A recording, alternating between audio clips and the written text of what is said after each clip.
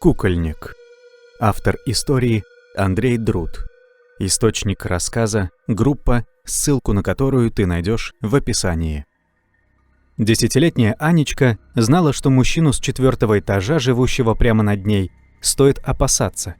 Она помнила, как мама строго-настрого запрещала ей общаться с Андреем Ивановичем, 40-летним холостяком с явно выпирающим животиком, который практически всегда носил одно и то же: темно-зеленый свитер, поношенные серые джинсы и очки с круглыми линзами, из-за которых его синие глаза выглядели гигантскими, вызывая в голове ассоциации с совой.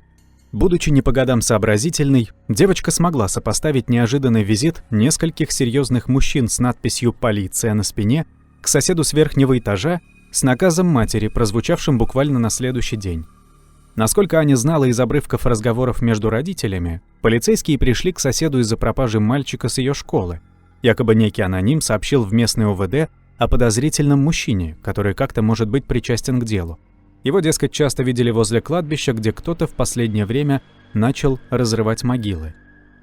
Однако полицейские ничего подозрительного в квартире Андрея Ивановича не нашли и ушли несолоно хлебавши, но так как их визит поднял на уши весь дом, то уже в скором времени поползли слухи, порождаемые бурной человеческой фантазией. Слухи не смогло остановить даже известие о том, что пропавший мальчик погиб в результате несчастного случая в заброшенной больнице, где он сорвался с ржавой лестницы, когда полез на крышу вместе с друзьями. Тело так и не нашли, но полицейские, удовлетворившись таким объяснением, быстренько закрыли дело.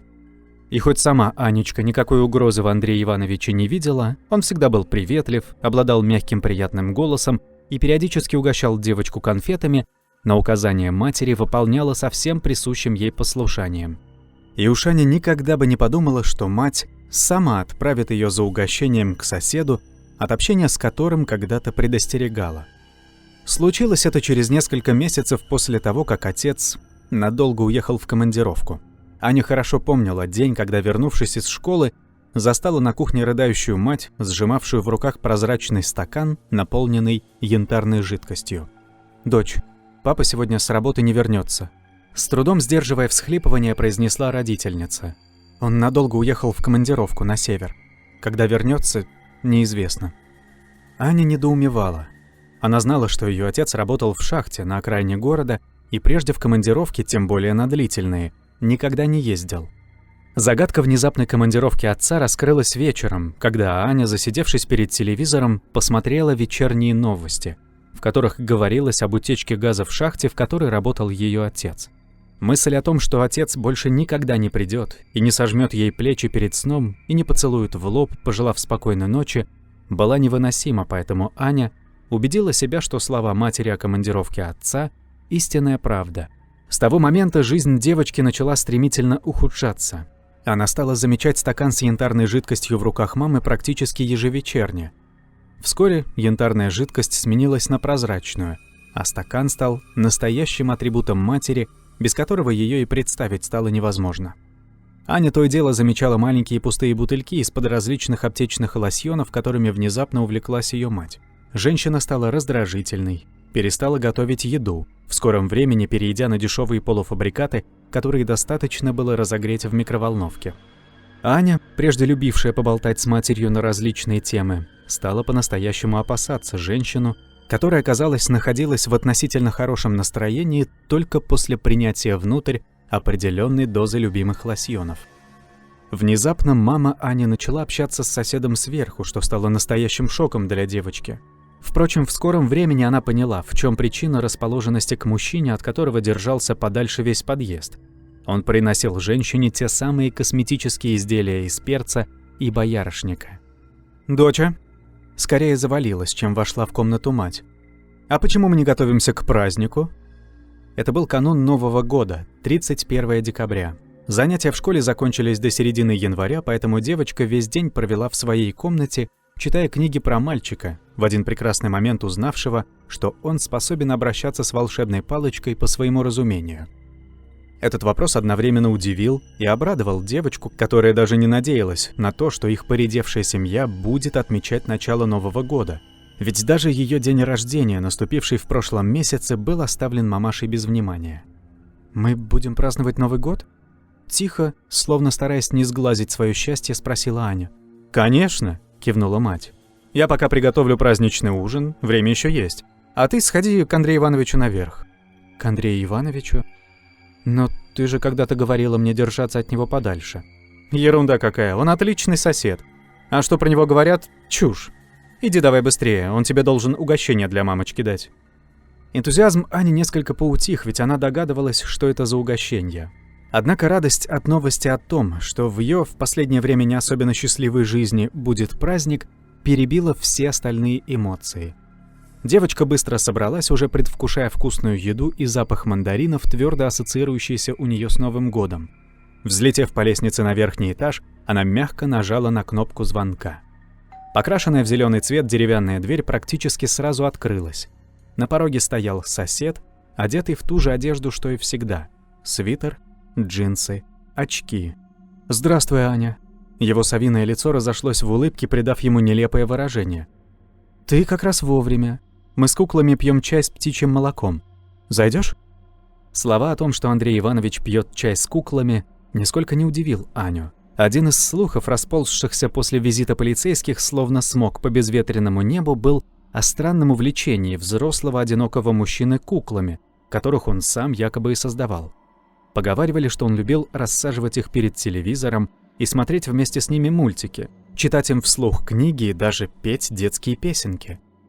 Неизвестно было лишь, откуда соседи узнавали о подобных привычках соседа, который при всей своей внешней приветливости и доброжелательности не стремился никого посвящать в личную жизнь.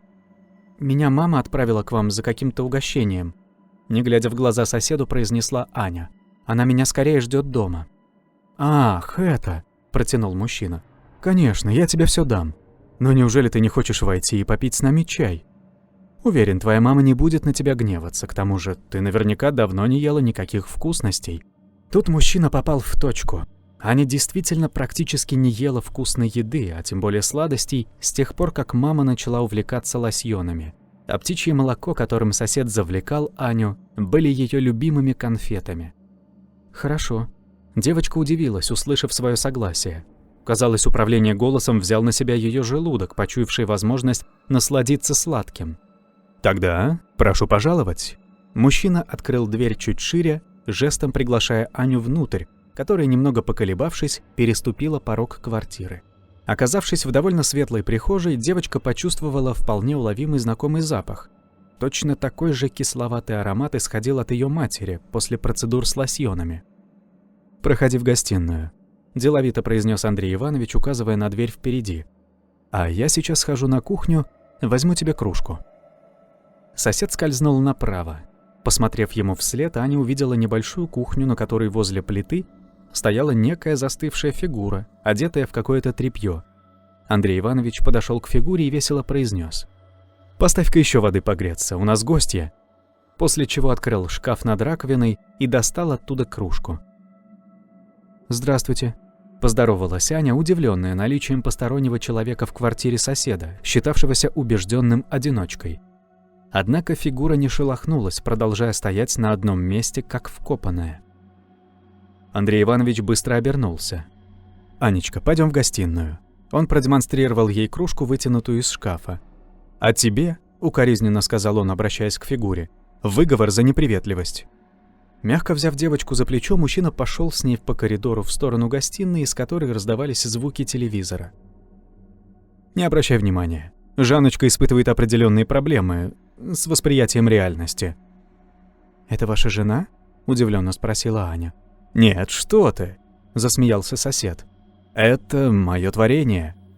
Жанна — моя кукла», — решил добавить мужчина, увидев недоумевающее лицо гостья. Аня искоса посмотрела на Андрея Ивановича, рассчитывая увидеть на его лице улыбку. «Это ведь наверняка какая-то шутка», — спросила она сама себя. «А вот и мы», — возгласил хозяин квартиры, когда вошел вместе с Аней в гостиную. Стены комнаты были оклеены старыми, однако крепко сидящими обоями. На одной из стен висел зеленый ковер, прямо над продавленным диваном, возле которого стоял стол с угощениями и небольшим чайником. На облезлой тумбе напротив стола расположился старый пузатый телевизор, по которому показывали советские мультики. Но не просмотр мультфильмов взрослым мужчиной удивил Аню. Куда больше ее поразили три имевшие человеческие черты фигуры, неподвижно восседавшие за столом. Перед каждой из них стояла кружка с дымящимся чаем и блюдце с нетронутыми конфетами. Куклы были одеты в старую потрепанную одежду. Казалось, будто кукольник использовал в качестве одежды для своих изделий все, что нашел у себя в холостяцком гардеробе. Однако, несмотря на такую кажущуюся небрежность со стороны кукольника, нельзя было не отметить лица сидящих за столом кукол, которые были изготовлены на высочайшем уровне, не уступающем качеству лучших работ в музеях мадам Тюссо. «Познакомьтесь, это Аня», — представил гостью молчаливой неподвижной компании Андрей Иванович. «Аня — это Антон, Никита и Клим». Хозяин квартиры поочередно указал на кукол слева направо. «Присаживайся вон туда». Мужчина кивнул в сторону дивана, на котором восседала кукла, которую Андрей Иванович назвал Климом. «И угощайся». Аня медленно подошла к столу, отметив, что запах аптечных лосьонов стал особенно сильным. Когда девочка аккуратно села на краешек дивана, стараясь как можно дальше держаться от странных кукол, ей показалось, что Клим слегка подвинул лежащую на столе руку, очертания которой угадывались под рубашкой, укутывающей конечность практически полностью, оставляя снаружи лишь кончики пальцев темного, несколько зеленоватого цвета. «Показалось», — решила Аня. Несмотря на ощущение нереалистичности происходящего, ей было не столько страшно, сколько интересно. Возможно, благодаря добродушному поведению соседа, который, как оказалось, совсем не выглядел страшным. Если бы еще не этот запах... «А мы тут смотрели Винни-Пуха», — сказал Андрей Иванович, наливая гостье чай. «Нам очень нравятся песни оттуда». Справа кто-то тихо хмыкнул. Аня резко повернула голову направо, но рядом также сидела безжизненная кукла, у которой по какой-то причине слегка приподнялись уголки губ на восковом лице. «Да что же мне сегодня кажется, ерунда всякая», — укорила себя Аня. «Это же просто куклы». «А почему вы любите кукол?» — выпалила мучивший ее вопрос Аня. «Вы же взрослый». Андрей Иванович застыл, не дойдя до своего места во главе стола. Медленно обернувшись, он тихо произнес сдавленным голосом: «Ты конфетами-то угощайся». Аню не нужно было упрашивать. Сдерживаясь от того, чтобы проглотить всю корзину с ее любимым птичьим молоком, стоящую посередине стола, девочка начала аккуратно брать по одной конфете, через какое-то время плюнув на условности и став выуживать по 2 штуки за раз. Еще никто не спрашивал меня, почему я их люблю. Меня называли инфантильным, ненормальным, но никто не спрашивал, почему я их делаю. «Ты, Анечка, первая». Андрей Иванович снял очки, протер линзы и водрузил их обратно. «Ты действительно хочешь знать причину моего увлечения?» Собственно говоря, любопытство Ани отошло на второй план перед праздником живота, который она себе устроила. Однако было видно, что тема важна для мужчины, поэтому она исключительно из вежливости промычала нечто утвердительное. «Эта история довольно продолжительна, поэтому я пока схожу за кипятком, чтобы подлить тебе еще чаю. Я начал увлекаться шитьем кукол еще в подростковом возрасте». Андрей Иванович сходил на кухню, принес полный кипятка чайника и теперь сидел перед налопавшейся от пуза конфет Аней, которую начало сильно клонить в сон. Отец считал, что это хобби недостойно мальчика, и пытался привить мне любовь к более подходящим занятиям, твердо ассоциирующимся в его голове с мужественностью, к спорту, охоте, рыбалке и прочим подобным вещам. Мне же нравился процесс создания вещей, необычайно похожих на людей. В те моменты мне казалось, будто я обладаю частичкой божественной силы, поэтому я продолжал создавать своих кукол втайне от отца, который считал, что ему удалось перебороть мою инфантильность. Со временем я понял, что мое увлечение, которое вышло за рамки обычного хобби, воспринимается большей частью общества точно так же, как и моим отцом. Мужчина, шьющий кукол в свободное время, считается в лучшем случае ненормальным, а в худшем — опасным. Поэтому ни коллеги, ни те, кого я мог называть приятелями, к слову, их у меня было совсем мало, не знали о том, что вечерами я ощущаю себя создателем. Пусть и, скажем так, мелкого пошиба. Однако даже в самых смелых мечтах я не мог вообразить, что я действительно смогу дарить своим куклам жизнь. Это случилось несколько лет назад. Я встретил ребят, выглядевших не сильно старше тебя. На вид им было лет по 11, брат с сестрой. Не буду утруждать себя подробностями той истории, но в процессе нашего знакомства я узнал, что Горислава и Святозар, так их звали, живут на свете уже не 1 век. Бессмертие им дал один тайный ритуал, который провел над ними орден, твердо веривший, что их глава — божество, потерявшее свою силу. Эти ребята поведали мне, что существуют древние, еще более древние, чем они сами, практики по переселению душ, упоминавшиеся в шумерских источниках. По их утверждениям, душа — это хранящаяся в одном из органов человеческого организма субстанция, которая и дарует жизнь своему носителю, и которая покидает его в случае, если носитель теряет определенную форму. То есть жизнь держится в человеке до тех пор, пока его тело имеет определенную форму, а не до тех пор, пока его внутренние органы функционируют должным образом. Различные травмы, болезни и прочие неприятности способны лишить человека жизни только из-за того, что меняют форму организма. Ребята показали мне, какие труды стоит почитать на эту тему. Люди, написавшие эти труды, цивилизованной частью общества были признаны либо душевно больными, либо шарлатанами. Впрочем, здесь нет ничего необычного, ведь ограниченные личности, которых, к несчастью, большинство, стараются заклеймить тех, кто пытается немного раздвинуть шторы реальности, в жалкой попытке сохранить свое представление о мире нетронутым. Я изучил множество материалов. Благодаря профессии, а я работал ранее археологом, у меня был доступ к уникальным источникам. Среди них были древнеегипетские скрижали, из которых я узнал, что жрецы того времени фактически не менялись. Если жрец умирал от старости, либо по иной причине, один из его органов, выступающий в качестве своеобразного аккумулятора, пересаживали другому человеку, обычно рабу, после чего жрец продолжал служить своим многочисленным богам. Знания, содержащиеся в скрижалях, хранились в огромной тайне и были доступны лишь ограниченному числу лиц, передаваясь новым людям только в случае крайней необходимости. Когда же на сцену мировой истории вышло христианство, с подобными практиками начали активно бороться. Приверженцы новой религии мотивировали свою борьбу тем, что такие ритуалы кощунственны, ведь лишь Бог имеет право дарения жизни.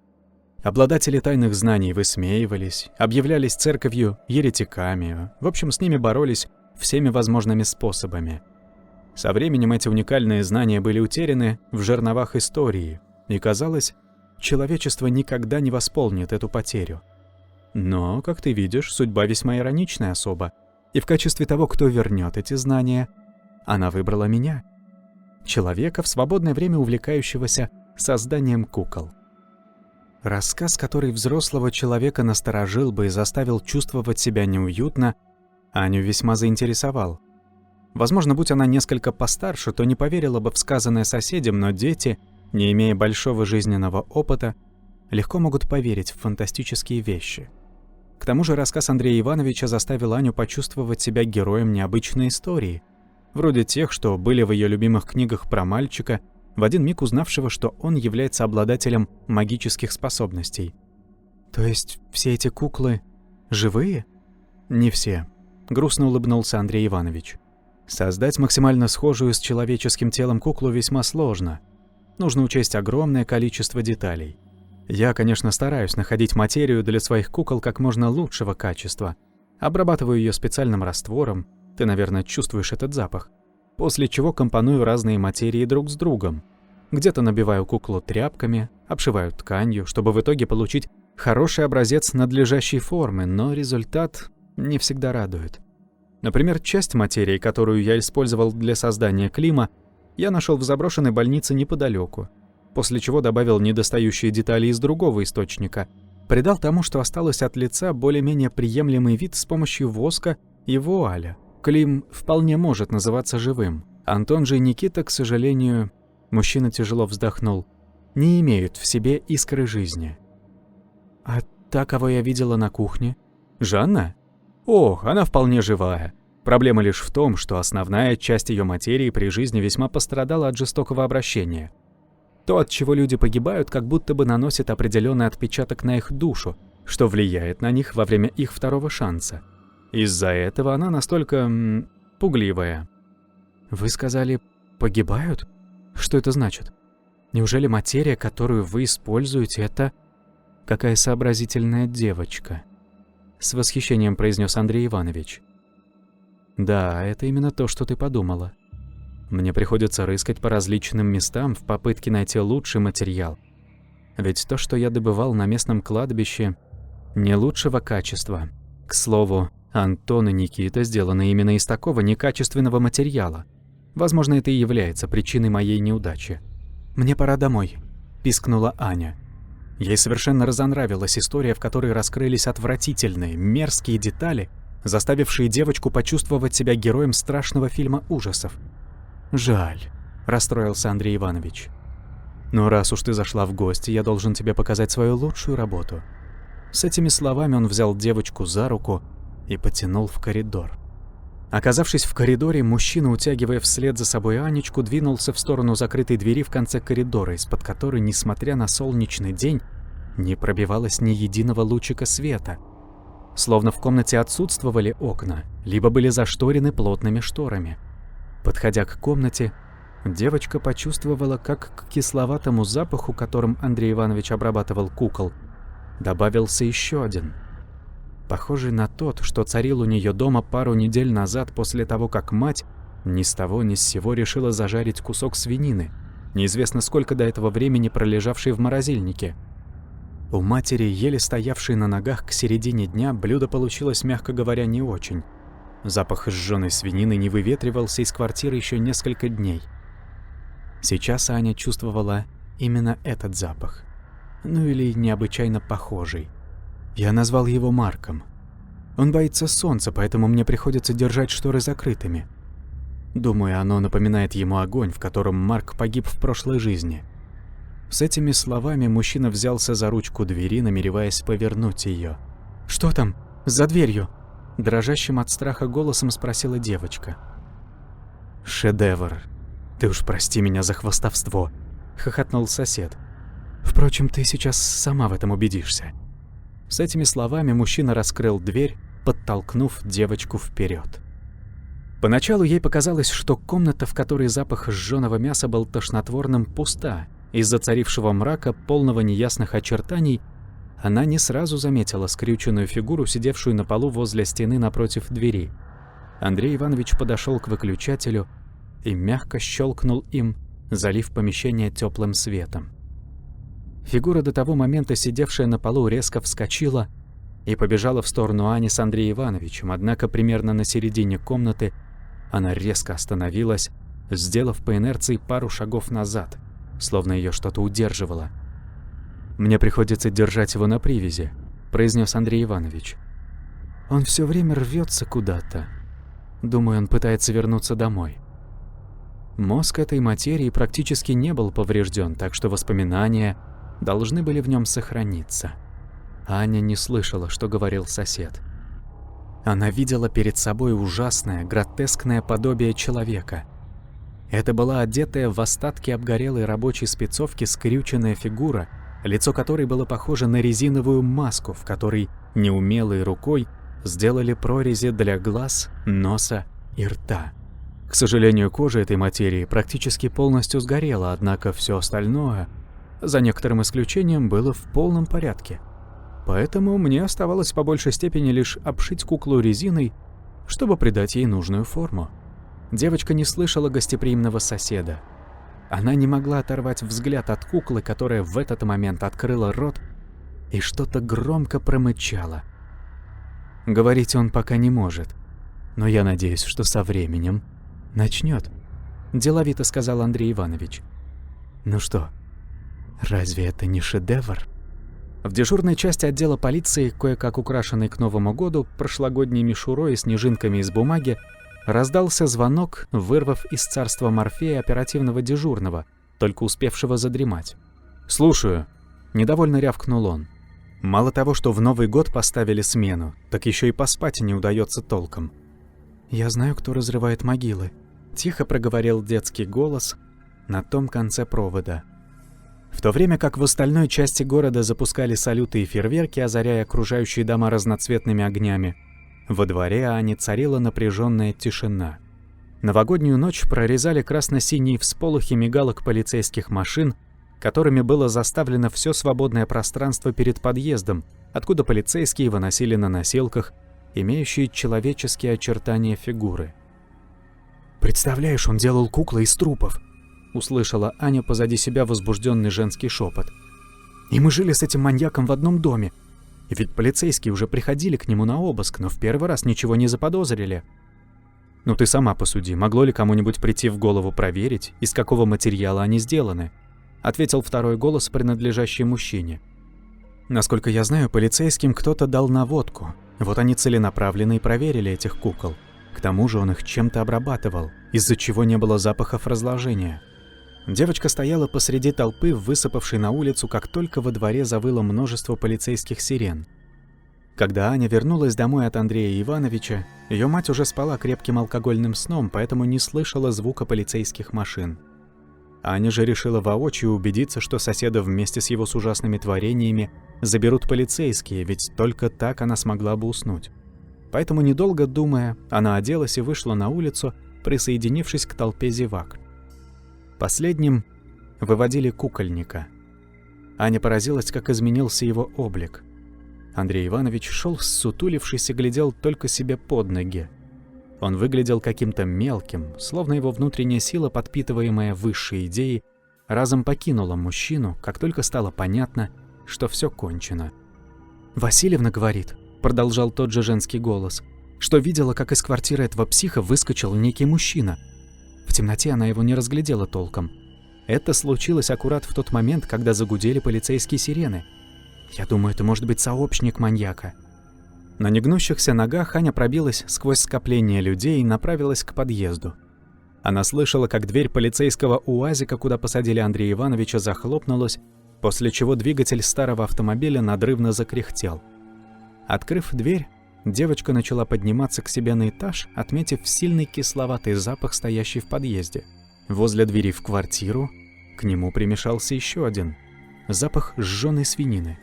Медленно открывая дверь, Аня отстраненно подумала, что мать решила все-таки приготовить праздничный ужин, и у нее, судя по запаху, не получилось. Опять будет несколько дней выветриваться. В темном коридоре квартиры стояла фигура. Отцветы красно-синего цвета освещали резину, которой было обшито лицо незваного гостя. «Дочь!» С трудом прохрипела кукла.